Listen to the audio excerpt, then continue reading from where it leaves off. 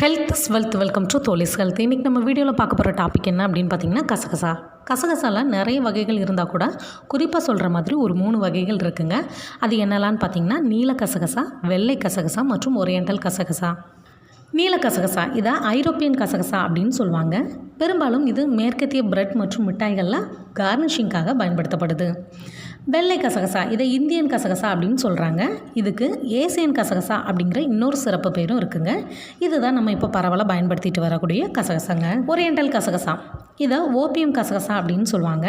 இது அபின் விளைச்சல் மற்றும் வணிக நோக்கங்களுக்காக வளர்க்கப்படுதுங்க. சரி வாங்க, இப்போ இந்த கசகசால சத்துக்கள் மற்றும் நன்மைகள் பற்றி தெரிஞ்சுக்கலாம். இந்த கசகசால கரையக்கூடிய நார்ச்சத்து அதிகம் இருக்கிறதுனால இது மலத்தை இலக்கி மலச்சிக்கல் பிரச்சனைக்கு தீர்வாக இருக்குதுங்க. இதில் உள்ள சிங்க் மற்றும் அயன் நோய் எதிர்ப்பு செல்களோட உற்பத்தி அதிகரித்து நம்மளோட நோய் எதிர்ப்பு சக்தியை இம்ப்ரூவ் பண்ணுதுங்க. கசகசாவுக்கு இயற்கையாகவே குளிர்ச்சியூட்டுற தன்மை இருக்கிறதுனால அது நம்ம உடம்பு சூட்டை குறைக்கிறதோட அந்த உடல் சூட்டினால் ஏற்படக்கூடிய அந்த வாய்ப்புண் பிரச்சனையும் சரியாக்குதுங்க. கசகசாவில் உள்ள அயன் மற்றும் தாமிரம், விட்டமின் B6 போன்ற சத்துக்கள் நிறைஞ்சிருக்கிறதுனால இது இரத்த சோகை பிரச்சனையை சரி செஞ்சு இரத்த ஓட்டத்தை சீராக்குதுங்க. மூளைக்கு தேவையான தாழ்ச்சத்துக்கள் இதில் நிறைஞ்சிருக்கிறதுனால அவை நரம் செல்களை தூண்டி மூளையோட ஆரோக்கியத்தை மேம்படுத்துது. மூளையின் இரத்த ஓட்டம் மற்றும் ஆக்சிஜன் சப்ளை சீராகிறதுனால அல்சைமர் மற்றும் டிமென்ஷியா போன்ற கோளாறுகளோட அபாயத்தை குறைக்குது.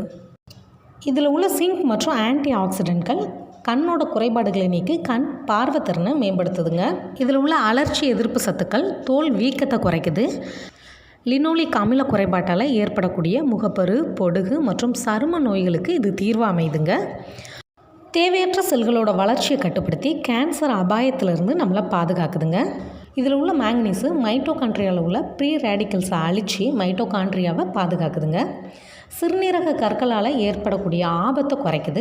தாம்பத்திய சக்தியை மேம்படுத்துது. சுவாச பாதையை சீராக்கி சளி, வறட்டு இருமல், ஆஸ்துமா போன்ற பிரச்சனைகள்லேருந்தும் நம்மளை பாதுகாக்குதுங்க. இதில் உள்ள செலினியம் தைராய்டு செயல்பாட்டை ஒழுங்குபடுத்தி ஹைப்போ மற்றும் ஹைப்பர் தைராய்டு தொடர்பான அறிகுறிகளை நீக்குதுங்க. காப்பர் மற்றும் கால்சியம் எலும்புகள் மற்றும் இணைப்பு திசுகளோட உருவாக்கத்திற்கும் அதோட ஆரோக்கியத்துக்கும் உதவுதுங்க. மேங்கனீஸு கொலஜன் உற்பத்திக்கு உதவி எலும்புகள் சேதம் அடையாமல் பாதுகாக்குதுங்க. சமீபத்திய ஆய்வுகள் படி துத்தநாக குறைபாடு எலும்புகளோட அடர்த்தியை குறைக்குது அப்படின்னு சொல்கிறாங்க. இந்த கசகசாவில் உள்ள துத்தநாகம் எலும்புகளோட அடர்த்தியை அதிகரிக்கிறதோடு அதில் உள்ள கால்சியம் எலும்புறையோட ஆபத்தையும் குறைக்குதுங்க. மன அழுத்தத்துக்கு காரணமான கார்டிசோல் ஹார்மோனை இது குறைக்கிறதால மன அழுத்தம் ஆட்டோமேட்டிக்காக குறையுதுங்க.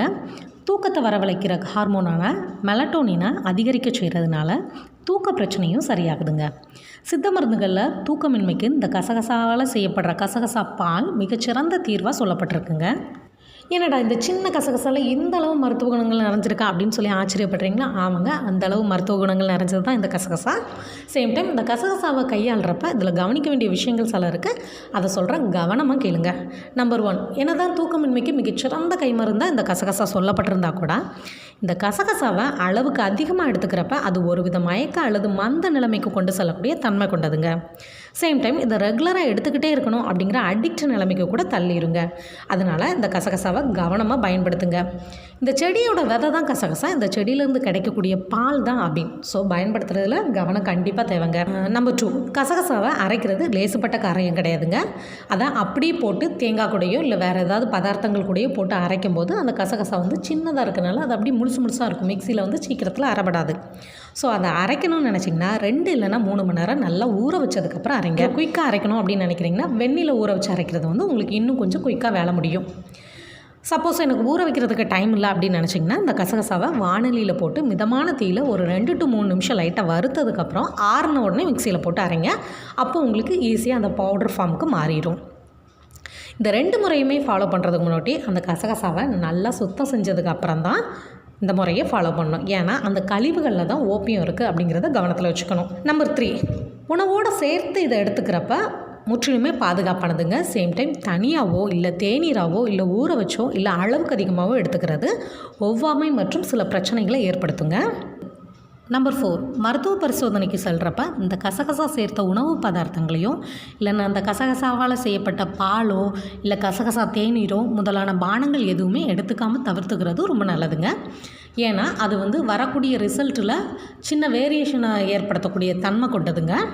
இந்த கசகசாவை ஈரப்பதம் இல்லாத இடங்களில் நல்லா ஏர் டைட்டான பாட்டில்லையோ இல்லை பிளாஸ்டிக் டப்பாலையோ போட்டு ஸ்டோர் பண்ணி வச்சோன்னா 6 to 8 மாதம் வரைக்கும் கெடாதுங்க.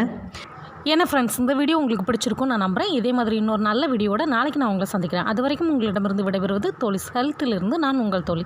நன்றி, வணக்கம்.